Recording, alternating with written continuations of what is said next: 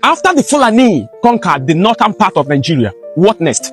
What followed shaped the history of the northern part of Nigeria for what seemed like forever. Pay attention. You see, Uthman Danfodio did not just lead a jihad. No, he founded an Islamic empire called the Sokoto Caliphate. You see, after the conquest of the northern part of Nigeria, the Fulani unified the northern part of Nigeria under Sharia law, Islamic scholarship, and Fulani leadership. They ruled the north from Sokoto to Adamawa. That is why in Nigeria today, you will hear Sharia law, Sharia law. It did not just start today. That is what was used to unify the northern part of Nigeria, the Sharia law, the Islamic scholarship, and the Fulani leadership. You see, Uthman Danfodio, after the north has been conquered between 1804 to 1808, he created a decentralized system of administration in the north. He created caliphate, the Sokoto Caliphate. Some historical evidence pointed out about the Wandu also. So he created emirates in the north and appointed people in charge of each of these emirates. He called them the emirs. So the emirs were in charge of the emirates. So today when you hear the emir of this, the emir of that, that is Uthman Danfodio creation of an institution in the northern part of Nigeria. And by extension, they infiltrated into other geographical space in Nigeria where they conquer. That's why today you can hear the emir of Ilorin, even when Ilorin happens to be in the western geographical location in Nigeria. But they have an emir because they have conquered and what? Decentralized their institution. So people were in charge of positions. They created a system that enabled the payment of taxation. For example, you had the Waziri. He was the head of the officials. They had the Galadima. He was the head of the capital. They had the Madawaki. He was the commander of the army. They had the Dogari. He was the head of the police. They had the Maji. He was the treasury officer. They had the Salikin Rowa. He was the head of the fishing place. They had the Salikin Father. He was the head of the palace workers. And they had the Salikin Power. He was the head of the butchers. The one you can call abattoir. So to go to abattoir, you have to meet the Salikin what? Power.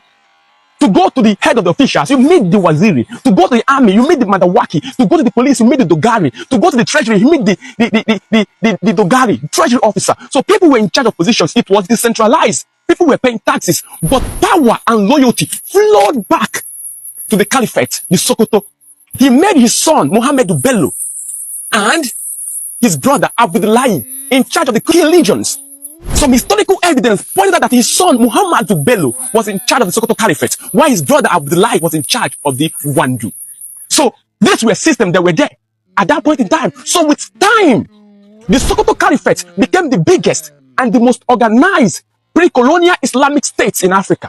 But you see, with power came tension. Not everyone accepted the Fulani dominance. Some indigenous groups resisted. They resisted, while others were absorbed into that system. Okay? Now you have to understand that the Fulanis did not just conquer the north.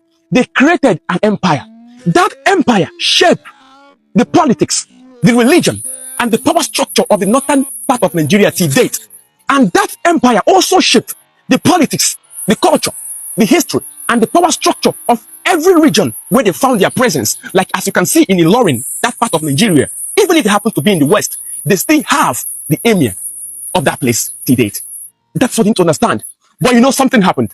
The British came in 1903 and everything crumbled to an extent. So if you want me to make a video on how the British came and conquered and introduced their own system while leaving some elements of what the Fulanis created, comment in the comment section and I will do a video for it. Tell me, do a video on that and I will do it. Okay? If you want me to do a video on how the British came and brought it down and created a system while leaving some element of the Fulani system, let me know in the comment section. Remember, wisdom is the principal thing and you must always know this, that in as much as you might want to discredit the Fulanis for their conquering nature, one thing you can't take away from them, that where they have come to stay.